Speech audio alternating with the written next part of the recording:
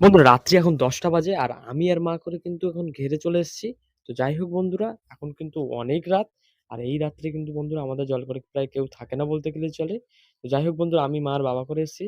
তো মা আমাকে বিছানাগুলো গুছিয়ে দিছিল। তারপরে কিন্তু আমি শুয়ে পড়লাম।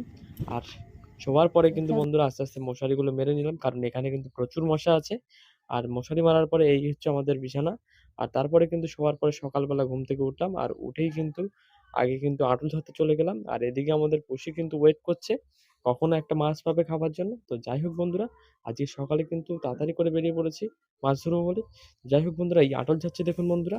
আর আমাদের কিন্তু এই সকালবেলাটা খুব তাড়াহুড়ো থাকে। কারণ যদি লেট হয় তাহলে কিন্তু মাছের দাম পাবো না। তাই যতটা তাড়াতাড়ি পারি তাড়াতাড়ি করে কিন্তু ঝাড়ার চেষ্টা করি। আর এখন কিন্তু বন্ধুরা ৬টা বাজে।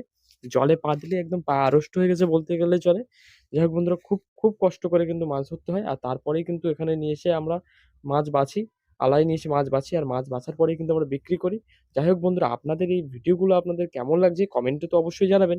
আর বন্ধুরা, আপনারা যে আর কি ধরনের ভিডিও দেখতে আপনারা পছন্দ করেন সেটা কিন্তু কমেন্টে অবশ্যই জানাবেন। তাহলে কিন্তু আমি সেই ধরনের ভিডিও কিন্তু বেশি, বেশি করে আপলোড করব। যেটা আপনাদের ভালো লাগবে সেটাই কিন্তু আপলোড করব। তো যাই হোক বন্ধুরা, আজকের কিন্তু এই কাঁকড়াগুলো পড়েছে আর এই কটা মাছ পড়েছে। আপনাদের কেমন